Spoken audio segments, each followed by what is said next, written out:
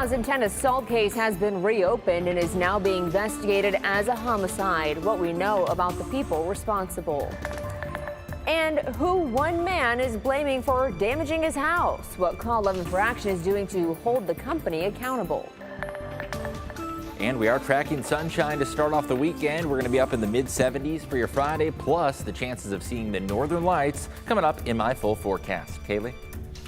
Well, welcome into WTOL 11 News on Plus. I'm Kaylee Marentet. Thanks for joining us here tonight. Let's take a look at your top stories for this Thursday. 3 people were indicted on murder charges after a man they're accused of assaulting in 2010 died last year. Ruben A. Lopez, and Michael Lopez were indicted yesterday by a Lucas County grand jury in the death of Dwayne Arnold. Toledo police say all 3 were seen assaulting Arnold in a parking lot near the intersection of East Broadway and Star in November of 2010.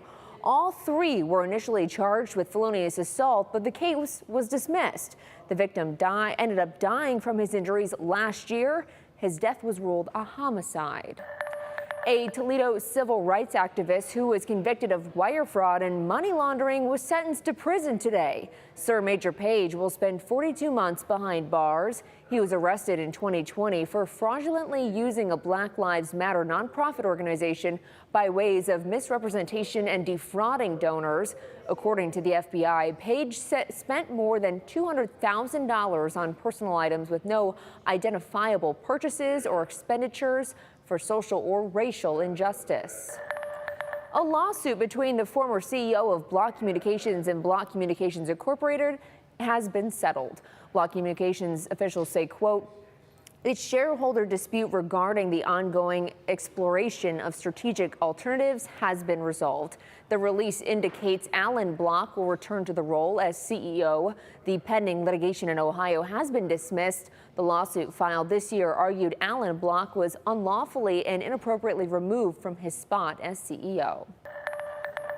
Call 11 for Action is working for you. Tonight we have a video of damage to a Genoa man's house. Now we're working to help him get it fixed. Take a look at this video. A garbage truck pulled down phone lines and damaged the house. Surveillance video shows the truck hitting the line. Right here, you can see it get pulled off of the house. The homeowner reached out to Call 11 for Action because he felt he had no other option. For every week that the strike goes on. In a statement to WTOL 11, Republic Services states, quote, "We take great care to provide quality service to our customers and communities while prioritizing safety and respect for property. We are in contact with Mr. Vaughn and working directly with him to resolve the situation. We will keep you updated on more and if repairs are ever made." Well, if there's something you want us to look into, you can email us at 11investigates@WTOL.com. People in Maumee are going to have to start looking for a new place to send packages. A second UPS location is scheduled to close next month. A statement from UPS says there are other options like drop boxes, other UPS stores, and UPS access point locations. But with the holidays coming up, neighbors say this is really bad timing.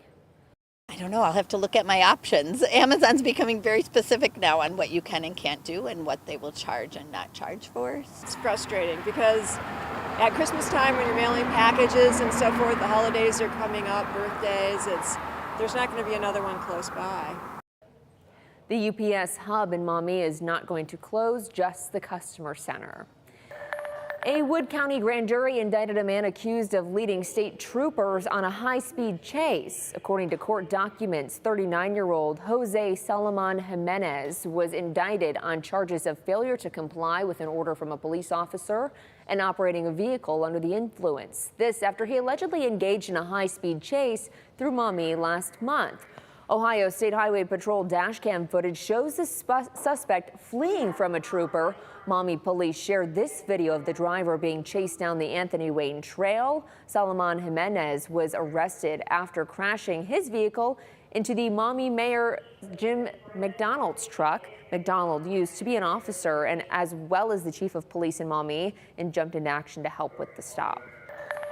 A dazzling display of the northern lights is possible this weekend after the eruption of a massive solar flare. We are going to check in with meteorologist John Birchfield to break down what we might be able to see this weekend. John? Yeah, Kaylee, we're talking the strongest solar flare that we have experienced in years. And when those solar flares erupt some plasma that interacts with the Earth's atmosphere, that creates conditions that allow those vibrant green and purple colors to be viewed in the form of the northern lights. So when will you be able to see the northern lights? The best chances are going to be Friday into possibly Saturday as well, with strong geomagnetic activity that is expected. The KP index is generally a good indicator of how far south that viewing line will extend, and the bigger the number, the closer you are to a 9. That is the strongest level of a geomagnetic storm. So a 7, fairly favorable for at least southern Michigan and much of northern Ohio to witness those northern lights. Not quite at the extreme end of the spectrum, but still strong geomagnetic activity will enable many across North America to witness the northern lights. Now, of course, those northern latitudes always provide the best viewing with the naked eye.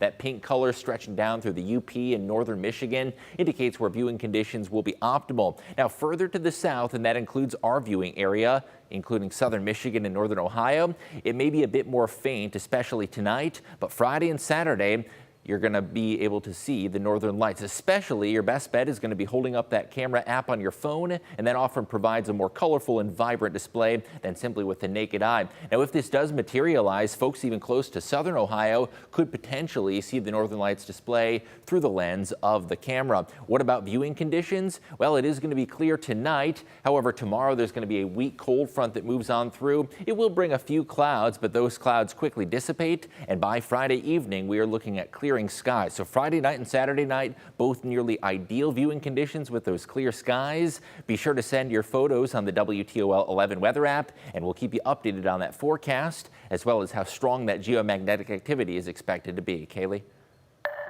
Well, SpongeBob fans, get ready for this. One popular fast food chain is celebrating 25 years of the iconic Nickelodeon show. In today's Behind the Hashtag, we're breaking down the Krabby Patty collab. So if you're looking to sample the Krusty Krab's menu in real life, prepare yourself. Wendy's is partnering with the makers of SpongeBob to offer a Krabby Patty burger with the top secret Krabby sauce. Wendy's will also be offering a pineapple under the sea Frosty for those looking to enjoy a sweet treat with their Krabby Patty. The items will be available at select Wendy's locations starting October 8th. This is definitely something as a kid. I mean, SpongeBob was absolutely my favorite cartoon. So this, I don't know if I'm feeling the shake so much, but definitely the Krabby Patty I would try. Yeah, lots of good memories watching SpongeBob, and of course always trying to get that secret recipe. Plankton was always up to no good, but yeah, favorite TV show. It's still fun to watch from time to time. But. Oh yeah, I know. I do feel like though as a kid, a lot of things went over my head in that show. I feel like SpongeBob is one of those shows where our parents were actually enjoying it low key. Yes, Not just for the kids, but also the older audiences. The jokes? Yeah, the jokes. As an adult, I'm like, wait, I wouldn't have caught that as a kid. Yeah, still pretty funny. So favorite SpongeBob character? Oh man, I like Patrick Star. He's just so silly. Kind of. What about you? Sandy. Sandy? Okay. Oh yeah, absolutely. She's just like, I don't know, this cool girl. She was an astronaut, right? She. Because she always wore like the space helmet, I remember. Yeah, because she was under the sea. Oh, yeah. Great show. Great idea, Wendy's. Sure. We love this. Well, if you want to see more breakdowns of viral trends and 60-second stories, check out our WTOL 11 social media pages on YouTube, TikTok, and Facebook. Well, there are new details around the special counsel in the investigation into former President Donald Trump's alleged role in the January 6th riots at the U.S. Capitol. Court documents unsealed by a federal judge accused Donald Trump of engaging in a criminal scheme to overturn the 2020 election results. They also allege he acted as a private citizen. The filing comes in response to the July Supreme Court decision that presidents are immune from criminal prosecutions for official acts. The brief attempts to outline all of the evidence the prosecutor has to show that the actions of the former president were in his capacity as a private candidate. The former president has pleaded not guilty and denies all wrongdoing. The case won't go to trial before next month's election. If Trump wins, experts say the case will likely be shut down. U.S. Senator Sherrod Brown met with local UAW leaders in Toledo today. Senator Brown is pushing the Biden administration to take immediate steps to prevent China from undermining U.S. manufacturing by routing goods, including cars and trucks, through Mexico to evade U.S. tariffs and other trade enforcement. We want to make sure we enforce our trade laws in a way that gives Americans a competitive edge. And we know that we are the best workers in the world, and we can make these competitively, and we can sell them in the United States if we stop China from cheating. China is actively avoiding U.S. tariffs by moving its manufacturing to Mexico. Well, this is breaking news into our newsroom right now. According to the Associated Press, the union for 45,000 U.S. dock workers agreed to suspend strike until January 15th to provide time to negotiate a new contract. This comes after tens of thousands of people at major East and Gulf Coast ports went to the picket lines. The group representing shippers and ports say it has offered a nearly 50% pay raise through the next 6 years, but union leaders say it's not enough. There are new concerns that the strike could have drove prices for food, cars, and other goods up. We will continue learning more about why the strike was suspended until January and bring you the latest updates online and on air. Well, tonight, an astronaut is breaking barriers, becoming the oldest man ever to travel to space. But it's not his age that is his biggest obstacle. He says he overcame that without ever leaving Earth. This is 91-year-old Ed Dwight. He broke the age record 6 months ago, but before that, he marked 1 year since his prostate cancer diagnosis. Now he has a message. I was pretty knocked off my feet. What in the world? How did that happen? It's just a simple blood draw. It takes a moment to do. It's not very uncomfortable. It is not something to be ashamed of because it happens and it's more prevalent than people think. And some good news to share. Ed is currently cancer-free. John? And turning to that WTOL 11 weather forecast, clear skies over the next couple of days will provide favorable viewing conditions for some Ohioans and many Michiganders to witness the northern lights. I'll have a bit more on that coming up in just a minute, but the weekend does look to bring some mild and spectacular autumn weather for all of those fall activities, including the apple orchard and the pumpkin patch. Long range outlook, though, does trend cooler into next week with highs that'll only be in the 60s. High pressure keeping sunshine overhead. I am watching a weak cold front to the north and northwest. I talked about some of the clouds that'll bring in on Friday, but those clouds quickly dissipate Friday evening into Friday night. Your forecast featuring partly sunny skies, a light west-northwest wind in the wake of that front, and temperatures that'll be in the middle 70s. If you're thinking high school football games, it is going to be a really comfortable feel. We'll be in the mid to upper 60s at kickoff, dropping down into the lower 60s by the fourth quarter. Keep that hoodie or light jacket handy, especially for the second half. Planning out your Friday, there will be that chill in the air in the morning, typical of autumn, with temperatures that'll be in the upper 40s, and the afternoon brings us highs that'll be in the mid 70s. Weekend forecast, sunny and nice weather Saturday, a little bit cooler, but then Sunday turns warmer with highs surging into the lower 80s. Now, I talked a bit about the northern lights earlier and how this is a fairly strong geomagnetic storm. The KP index of a 7, that is fairly high on that scale of 0 to 9, and that means favorable viewing conditions, especially for folks in Michigan. The ideal viewing with the naked eye is going to be in northern Michigan on up into Canada.